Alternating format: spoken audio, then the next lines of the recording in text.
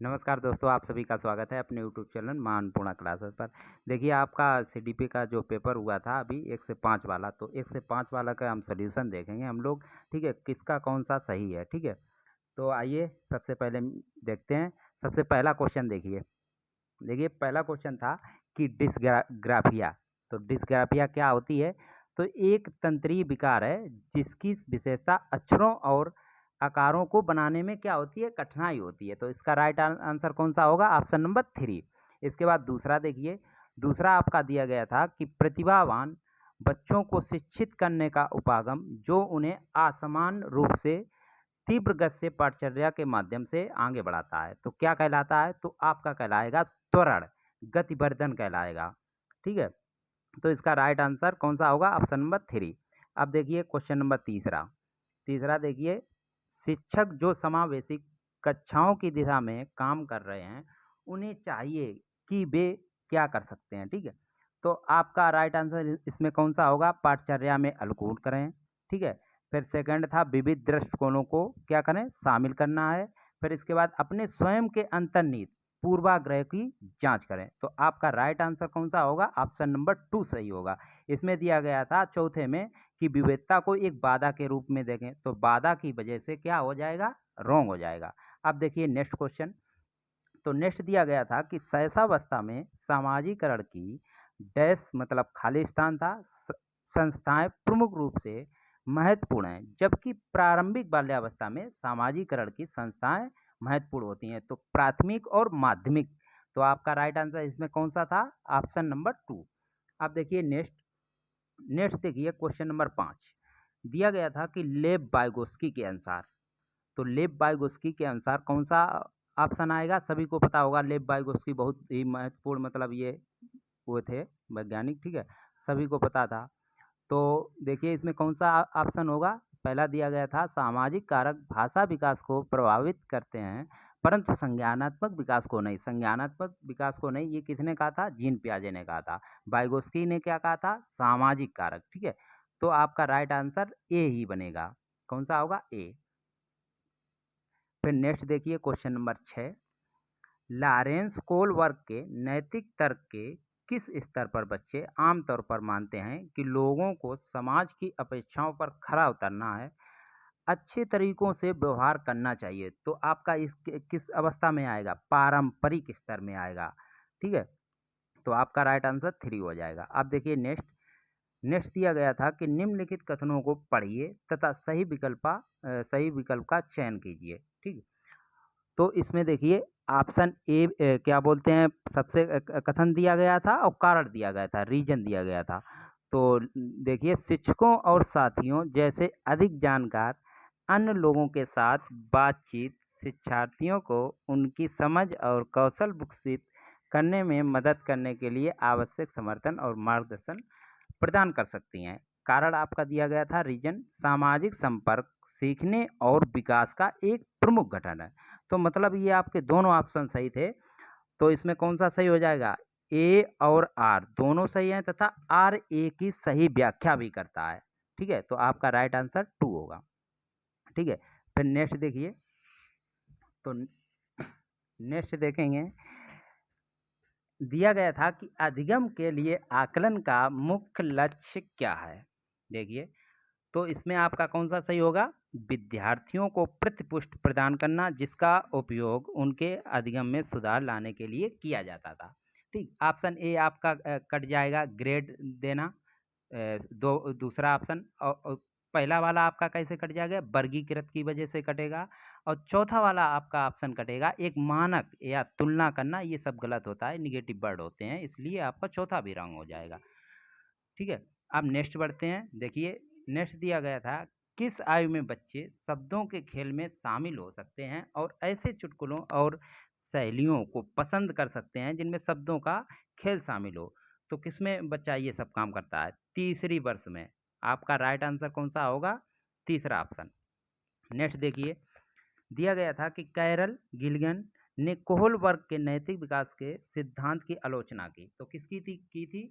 नारीवाद दृष्टिकोण की। किसकी की? नारीवाद दृष्टिकोण की। अब नेक्स्ट देखिए क्वेश्चन नंबर 11 दिया गया था कि जीन पियाजे के अनुसार पूर्व संक्रियात्मक चिंतन की मुख्य विशेषताओं में एक डैश खाली स्थान दिया गया था कि जो किसी स्थिति के एक पहलू पर ध्यान केंद्रित करने और दूसरों की अपेक्षा करने की प्रवृत्ति को संदर्भित करता है। तो क्या करता है? सेंट्रेशन यानी केंद्रीयन। क्या करता है? केंद्रीयन।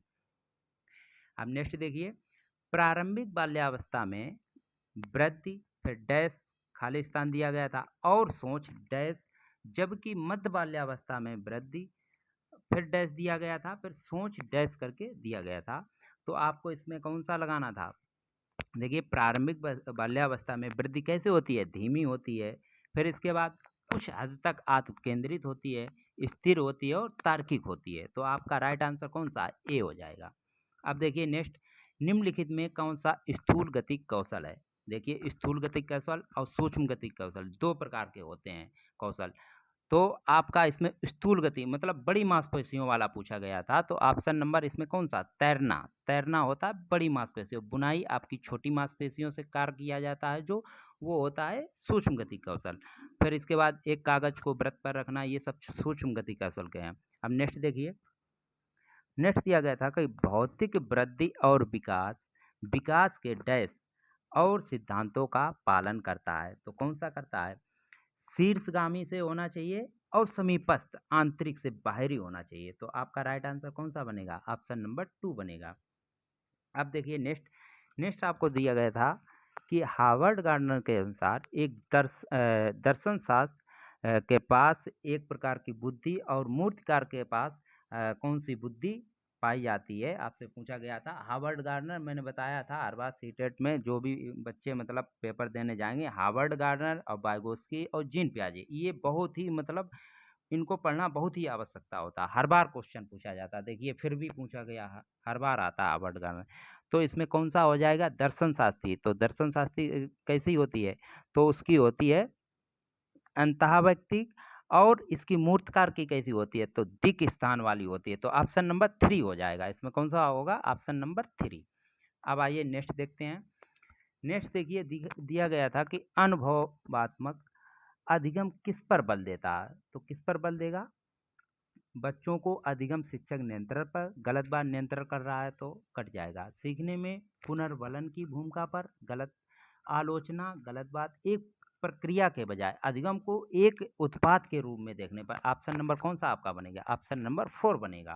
ठीक है, नेक्स्ट देखिए, बच्चों में समस्या समाधान कौशल को बढ़ाने के लिए निम्नलिखित में से कौन सा प्रभावी तरीका है? तो कौन सा प्रभावी तरीका हो जाएगा? देखिए, पहला दिया गया था कि स्वतंत्र चिंतन को हतोत्साहित करना, मतलब हतोत्साहित तो करना नहीं है, कट गया ऑप्शन। फिर इसके बाद कठिन समस्याओं से बचने के लिए, कट गया कठिन समस्याओं से। फिर इसके बाद तीसरा देखिए, उन्हें समस्याओं को तैयार समाधान उपलब्ध कराना। ठीक, और आपका चौथा दिया गया था, उन्हें बुद्धि मंथन करने और सहज अनुमान लगाने के लिए क्या अवसर देना है। तो आपका राइट आंसर इसमें कौन सा बनेगा? चौथा वाला बनेगा। फिर नेक्स्ट देखिए, निम्नलिखित में से कथनों को पढ़िए तथा विकल्प का चयन करना है। इसमें भी कथन और रीजन दिया गया था। तो शिक्षकों को सार्थक वातावरण बनाना चाहिए जिसमें सभी बच्चों की सक्रिय भागीदारी और संलग्नता होनी चाहिए। फिर रीजन दिया गया था आपका, सभी बच्चे आंतरिक रूप से सीखने के लिए प्रेरित होते हैं और सीखने में सक्षम होते हैं। तो देखिए इसका कौन सा ऑप्शन सही होगा? ये दोनों ही सही हैं, दोनों ही सही हैं तथा आर ए की सही व्याख्या भी कर रहा है। ठीक है, तो आपका राइट आंसर कौन सा बनेगा? 2 वाला। अब देखिए नेक्स्ट, दिया गया था कि निम्नलिखित में से कौन सी प्रक्रिया अधिगम के दौरान योगदान नहीं देती है? ये पूछा गया था।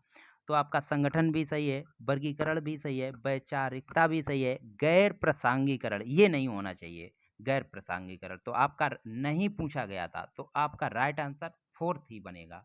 ठीक है, अब नेक्स्ट देखिए, क्वेश्चन नंबर 20 देखिए, निम्नलिखित में से कौन सा एक ऐसे प्रश्न का उदाहरण है जिसमें विद्यार्थियों को अपनी सोच पर विचार करने की आवश्यकता होती है? ऑप्शन ए दिया गया था कि वाक्य में संज्ञा और क्रिया के बीच क्या संबंध है, गलत। फिर इसके बाद क्रिया की परिभाषा क्या है, गलत। आप क्रिया को वर्तमान काल में कैसे बदलते हैं, ये भी आपका गलत हो जाएगा। ऑप्शन नंबर आपका डी सही होगा कि कक्षा की शुरुआत से क्रियाओं के उपयोग के बारे में आपकी समझ कैसे बदलती है। तो आपका ऑप्शन कौन सा सही होगा? चौथा। अब देखिए नेक्स्ट, निम्नलिखित में से कौन सा विफलता के लिए आंतरिक आरोपण का एक उदाहरण है?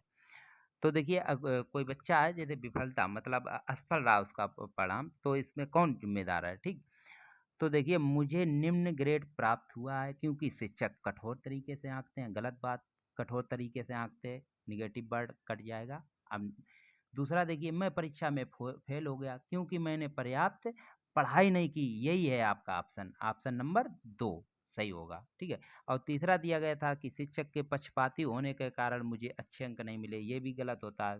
ठीक है, फिर लास्ट में दिया गया था मैं परीक्षा में फेल हो गया क्योंकि मेरे दोस्त क्या कर रहे थे, भटका रहे थे। ये भी कहना गलत होता है। ठीक, तो इसमें राइट आंसर आपका कौन सा बनेगा?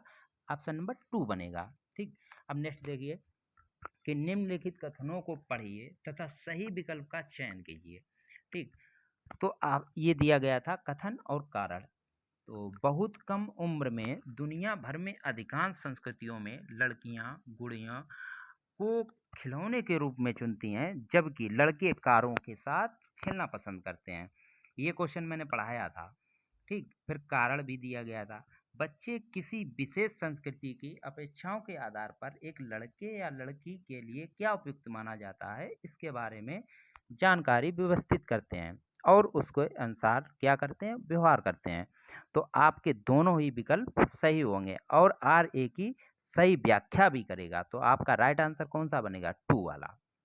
अब नेक्स्ट देखिए, नेक्स्ट आपका दिया गया था कि लेव वाइगोस्की के अनुसार डैश खाली स्थान बच्चों के संकल्पात्मक योग्यता के विकास में महत्वपूर्ण भूमिका निभाता है। तो आपका कौन सा होगा? पीयर वाला, आपका सहयोगी मतलब सहकर्मी सहयोग वाला। ठीक, तो आपका राइट आंसर 2 वाला होगा।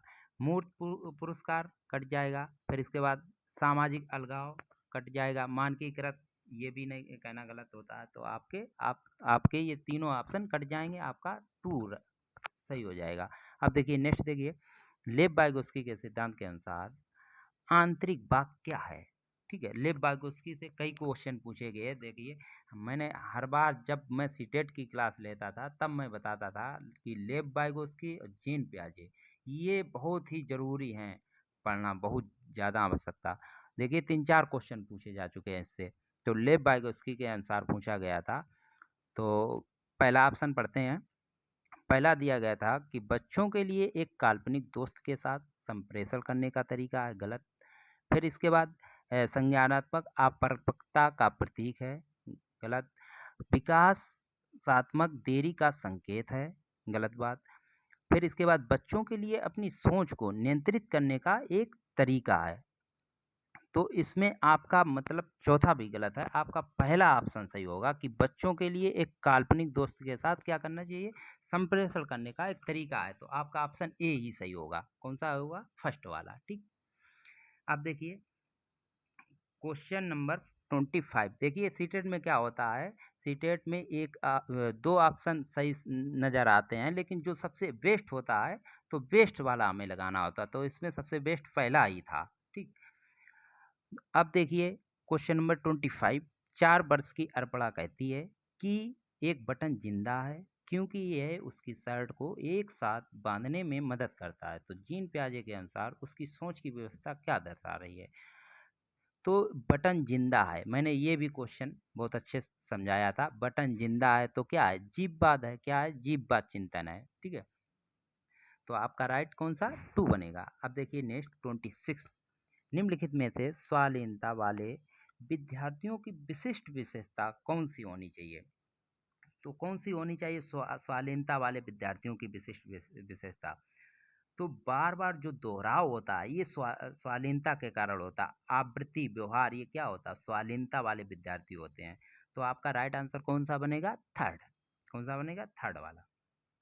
अब देखिए नेक्स्ट 27 देखिए, निम्नलिखित कथनों को पढ़िए तथा विकल्प का चयन कीजिए। इसमें देखिए कथन एंड रीजन कारण वाला क्वेश्चन था। तो देखिए पढ़ते हैं इसको। शिक्षार्थियों के बीच समालोचनात्मक चिंतन को सुगम बनाने के लिए शिक्षकों को उन्हें विविध परिस्थितियों और विभिन्न दृष्टिकोणों से अवगत कराना है। फिर इसके बाद कारण पढ़ेंगे। जब विद्यार्थी विविध मतभेदों के बीच बातचीत में संलग्न होते हैं तो वे समालोचनात्मक और रचनात्मक रूप से सोचने की अपनी अपेक्षाओं को क्या करते हैं, सीखते हैं और समृद्ध करते हैं। तो ये दोनों ही कारण सही थे और आर ए की सही व्याख्या भी करता है। ऑप्शन नंबर 2 सही होगा। अब देखिए नेक्स्ट कि निम्नलिखित में से अधिगम का प्राथमिक लक्ष्य कौन सा होना चाहिए। अधिगम का प्राथमिक लक्ष्य कौन सा होना चाहिए। तथ्यों को रटना, गलत बात। यंत्रवत मतलब मशीनीकरण वाला बात कर दी है तो यंत्रवत कट जाएगा। समकक्षियों के साथ प्रतिस्पर्धा मतलब डिबेट कराओगे, गलत बात काटेंगे। फिर इसके बाद चौथा दिया गया था समालोचनात्मक चिंतन का विकास करेंगे। ऑप्शन नंबर कौन सा चौथा सही हो जाएगा। अब देखिए नेक्स्ट 29 क्वेश्चन देखिए। बच्चे सबसे प्रभावी ढंग से तब सीखते हैं यदि कोई अवधारणा ये देखिए आपका सामान्य से विशिष्ट की ओर बढ़ना चाहिए। कैसा होना चाहिए, सामान्य से विशिष्ट की ओर। और अमूर्त से मूर्त होता है, नहीं गलत बात।